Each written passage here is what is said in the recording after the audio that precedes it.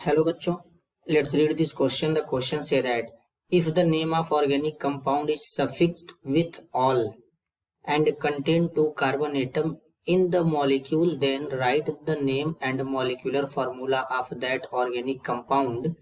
What happened when this is heated with excess of concentrated sulfuric acid? Explain this with the help of a balanced chemical equation. तो सबसे पहले बच्चों हम लोग समझेंगे की कॉन्सेप्ट। अब की कॉन्सेप्ट क्या होगा? एल्कोहल। तो बेसिकली बच्चों यहाँ पर होगा क्या, कैसे पता चला कि की कॉन्सेप्ट एल्कोहल ही होगा? तो जैसा कि यहाँ पर क्वेश्चन में बोल दिया गया, जो सफिक्स्ड है वो ऑल है, और एल्कोहल जो होता है बच्चों, एल्कोहल के लिए जो सफिक्स यूज करते हैं वो क्या होता है? ऑल होता है। अब सफिक्स क्या होता है? सफिक्स जो होता है बच्चों, ये रूट ने यानी जो वर्ड रूट होता है उसके बाद लगाया जाता है, उसे सफिक्स कहते हैं। अब बेसिकली इस एल्कोहल में कितने कार्बन है? 2 कार्बन है। तो 2 कार्बन का एल्कोहल जो होता है बच्चों, ये इस तरीके से होता है CH3 CH2OH। इसी को कहते हैं इथाइल एल्कोहल। क्या कहते हैं बच्चों? इथाइल एल्कोहल कहते हैं, या इसी का दूसरा नाम है इथेनॉल। इथेनॉल क्यों हो गया नाम इसका? 2 कार्बन है तो एथ कहते हैं। तो एथ क्या है बच्चों? वर्ड रूट है।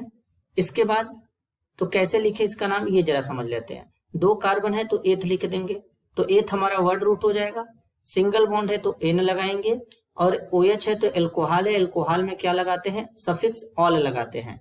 तो यहाँ पर बच्चों दिख रहा है वर्ड रूट के बाद हम लोग सफिक्स का यूज कर रहे हैं। 2 वॉवेल को एक साथ नहीं लिखते हैं तो यहाँ से ई को रिप्लेस कर देंगे। तो इस केस में इसका नाम क्या हो जाएगा बच्चों? इथेनॉल हो जाएगा। तो ये इसका नाम और मॉलिक्यूलर फॉर्मूला हो गया। अब इसको कंसंट्रेट सल्फ्यूरिक एसिड के साथ में हीट करेंगे। तो बच्चों जब इथेनॉल लेते हैं CH3 CH2OH,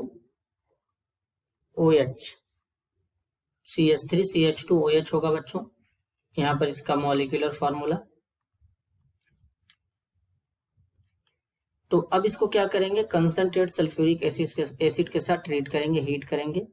तो कंसंट्रेट सल्फ्यूरिक एसिड लेंगे H2SO4। जब कंसंट्रेट सल्फ्यूरिक एसिड लेंगे और हीट करेंगे तो यहाँ पर डिहाइड्रेशन रिएक्शन होता है। तो डिहाइड्रेशन रिएक्शन होगा तो यहाँ पे क्या हो जाएगा बच्चों? CH2 डबल बॉन्ड CH2 का फॉर्मेशन हो जाएगा, साथ में वाटर के मॉलिक्यूल बाहर निकल जाएंगे, और ये जो बनेगा ये एल्कीन है, क्योंकि कार्बन कार्बन के बीच में डबल बॉन्ड है। इस एल्कीन का नाम है बच्चों इथीन। क्या नाम है? इथीन नाम है। तो इस तरीके से प्रॉपर यहाँ पर ये बैलेंस्ड केमिकल इक्वेशन हो जाएगा। कैसे बैलेंस है? तो इधर देखेंगे बच्चों 3 2 5 1 6 हाइड्रोजन है, 2 2 4 2 6 हाइड्रोजन इधर है प्रोडक्ट साइड में। रिएक्टेंट साइड में 1 2 कार्बन है, इधर भी प्रोडक्ट साइड में 2 कार्बन है। रिएक्टेंट साइड में 1 ऑक्सीजन है, प्रोडक्ट साइड में भी 1 ऑक्सीजन है। तो ये पूरी तरीके से बैलेंस भी है। This is your answer. I hope you understood it well. All the best.